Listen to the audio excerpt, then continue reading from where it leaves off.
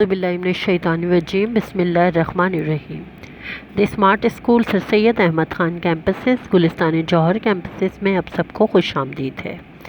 جماعت چہارم مضمون اسلامیت میں سبق آج ہم جس کی بلند خوانی کریں گے اس کا نام ہے حضرت موسیٰ علیہ السلام۔ عنوان ہے بلند خوانی، یعنی کہ ہم اس کی پڑھائی کریں گے۔ یہ ہے آپ کی میری آسان اسلامیت برائے جماعت چہارم، اور آج ہم اس میں سبق حضرت موسیٰ علیہ السلام کی بلند خوانی کریں گے۔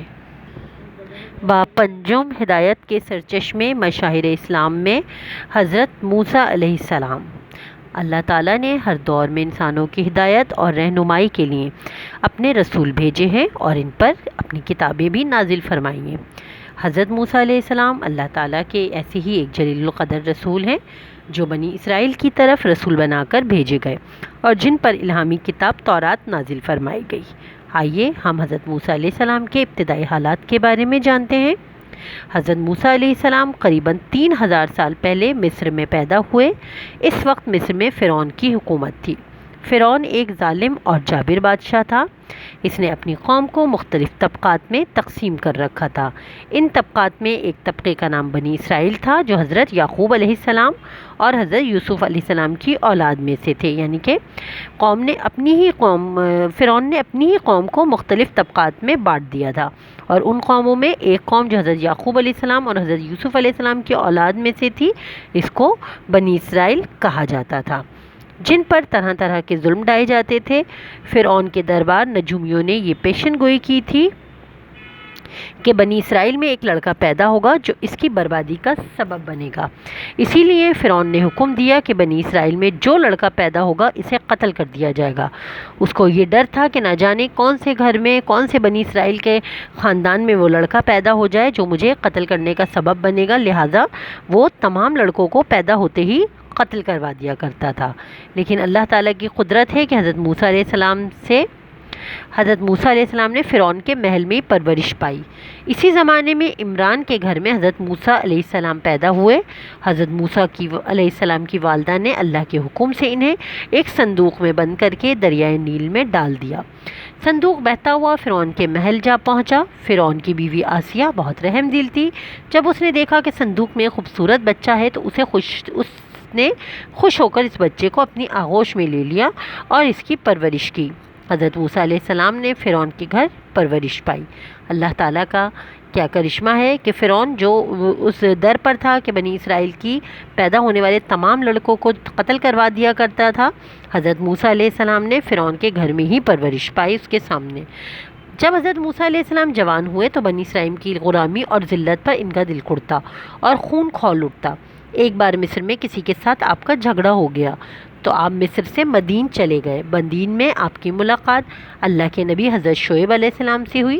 حضرت شعیب علیہ السلام نے آپ کی تعلیم و تربیت کی۔ حضرت موسیٰ علیہ السلام کی شادی بھی حضرت شعیب علیہ السلام کی بیٹی سے ہوئی۔ ایک عرصہ مدین میں رہنے کے بعد حضرت موسیٰ علیہ السلام واپس مصر روانہ ہوئے، اور واپسی کے سفر میں اللہ تعالیٰ نے آپ کو نبوت عطا فرمائی اور حکم دیا کہ سب سے پہلے فرعون کو دعوت حق دیں، جیسا کہ قرآن مجید میں ارشاد ہوا ہے۔ یعنی کہ اللہ تعالیٰ نے جب آپ کو نبوت عطا فرمائی تو حکم دیا گیا کہ سب سے پہلے فرعون کو دعوت حق دیا جائے، اور قرآن پاک میں سورۃ طٰہٰ کی آیت نمبر 43-44 میں اس کا ذکر کیا گیا ہے۔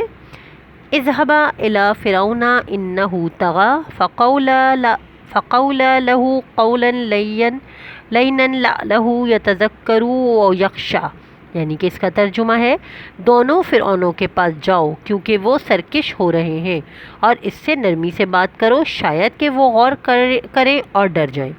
فرعون جیسے ظالم اور جابر حکمران کو دعوت حق دینا آسان کام نہیں تھا، اس لیے حضرت موسیٰ علیہ السلام نے اللہ سے دعا کی کہ میرے بھائی ہارون کو میرا مددگار بنا دیا جائے۔ اللہ تعالیٰ نے آپ کی یہ دعا بھی قبول فرمائی اور آپ کے بھائی ہارون کو نبوت عطا فرمائی۔ معجزات، حضرت موسیٰ علیہ السلام کے معجزات میں کیا کیا شامل ہے وہ اس کو جانتے ہیں۔ اللہ تعالیٰ نے حضرت موسیٰ علیہ السلام کو 2 بڑے معجزے عطا فرمائے تھے جو آپ کو ماننے والوں پر آپ کی سچائی ثابت کرنے کے لیے کافی تھے۔ ان میں سے ایک عصا لاٹھی اور دوسرا ید بیضا یعنی ہاتھ میں روشنی کا تھا، یعنی کہ ایک لاٹھی کا تھا جو ان کے پاس لاٹھی تھی کہ وہ جب لاٹھی زمین پر مارتے تھے تو وہ ایک اژدہے کا روپ دھار لیتی تھی، اور دوسری ید بیضا تھا کہ یعنی کہ وہ ہاتھ میں سے روشنی نکالتے تھے جس کو دیکھ کر سب حیران رہ جاتے تھے۔ حضرت موسیٰ علیہ السلام اپنا عصا زمین پر ڈالتے تو وہ اژدہا بن جاتا، اور جب وہ اپنا دایاں ہاتھ گریبان میں ڈالتے اور نکالتے تو وہ نور سے چمکنے لگتا، یعنی کہ نور سے روشن ہو جاتا۔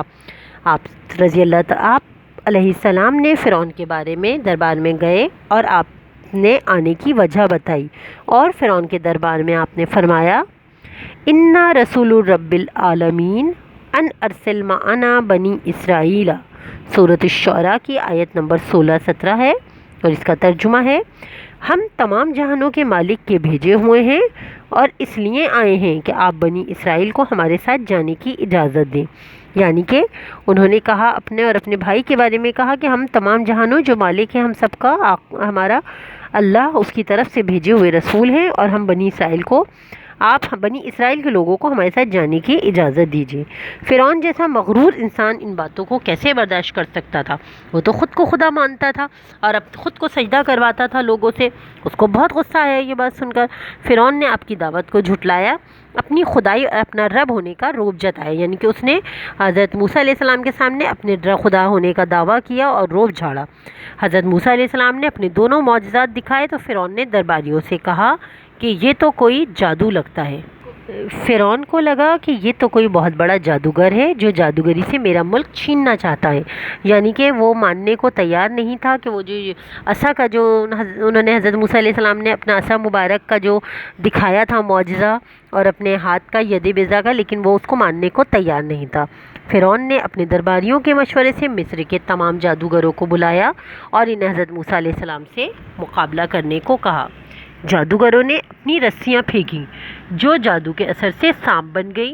پھر حضرت موسیٰ علیہ السلام نے اپنا عصا پھینکا تو جو ان تمام سانپوں کو نگل گیا۔ جادوگر جو جادو کا فن جانتے تھے وہ سمجھ گئے کہ یہ جادو نہیں ہے بلکہ اس کی حقیقت کچھ اور ہے، اسی لیے وہ ایمان لے آئے۔ اللہ تعالیٰ ان کے ایمان لانے کے قرآن مجید میں یوں بیان فرماتا ہے، یعنی کہ جو جادوگر حضرت موسیٰ علیہ السلام کو اپنے روب سے اپنے جادو سے دکھانے آئے تھے، وہ حضرت موسیٰ علیہ السلام کے عصا مبارک کا دیکھ کے حضرت موسیٰ علیہ السلام کا معجزہ دیکھ کر وہ حیران اور پریشان رہ گئے اور فوراً انہوں نے اسلام قبول کر لیا۔ قرآن مجید میں اس کا ارشاد کچھ یوں ہے، ترجمہ: بس جادوگر سجدے میں گر گئے اور کہنے لگے ہم موسیٰ اور ہارون کے رب پر ایمان لے آئے۔ فرعون کی طرف سے جان سے مار دینے کی دھمکیوں کے باوجود تمام جادوگروں نے اللہ کا دین نہ چھوڑا، یعنی کہ وہ ایسا ایمان لائے کہ اللہ تعالیٰ کے ڈر سے انہیں کوئی بھی خوف ان کو اس راہ سے ہٹا نہیں سکا۔ فرعون کا انجام کیا ہوا؟ اللہ تعالیٰ نے حضرت موسیٰ علیہ السلام کو حکم دیا کہ اپنے مومن ساتھیوں کو لے کر مصر سے ہجرت کر جائیں۔ فرعون کو اس بات کا پتہ چلا تو اس نے اپنے لشکر کے ساتھ ان کا پیچھا کیا۔ حضرت موسیٰ علیہ السلام اور ان کے ساتھی بحر احمر کے کنارے پہنچے تو فرعون بھی اپنے لشکر کے ساتھ وہاں پہنچ گیا۔ حضرت موسیٰ علیہ السلام اور آپ کی قوم سمندر اور فرعون کے درمیان پھنس گئی۔ آپ کی قوم سمندر اور فرعون کے درمیان پھنس گئی۔ اب آگے سمندر تھا اور پیچھے فرعون کا لشکر۔ اللہ تعالیٰ نے ایسے مشکل وقت میں مدد کی اور حضرت موسیٰ علیہ السلام کو حکم دیا کہ اپنا عصا سمندر میں مارے۔ آپ نے عصا مارا تو اللہ کے حکم سے سمندر میں راستہ بن گیا۔ حضرت موسیٰ علیہ السلام کو لے کر سمندر سے گزر گئے، یعنی کہ حضرت موسیٰ علیہ السلام اپنی قوم کو لے کر سمندر کے بیچ سے گزر گئے۔ فرعون بھی اپنا لشکر سمیت سمندر میں اتر پڑا، یعنی کہ جب اس نے دیکھا کہ حضرت موسیٰ علیہ السلام کی قوم نکل گئی تو وہ بھی نڈر ہو کے سمندر میں اتر پڑا تاکہ اس خشک راستے سے سمندر پار کر جائے گا، مگر اللہ کے حکم سے سمندر کا پانی واپس مل گیا اور اس طرح اللہ تعالیٰ نے فرعون کو سمندر میں غرق کر دیا۔ اللہ نے نصیحت اور عبرت کے لیے فرعون کی لاش کو سمندر سے باہر نکال پھینکا اور اسے قیامت کے لیے عبرت کا نشان بنا دیا۔ بنی اسرائیل سلامتی اور امن سے اپنے علاقے میں پہنچ گئے اور امن و امان سے رہنے لگے۔ یہ دیکھیے اس کی نافرمانی کا انجام کہ اللہ تعالیٰ نے فرعون کو رہتی دنیا تک عبرت کا نشان بنا دیا۔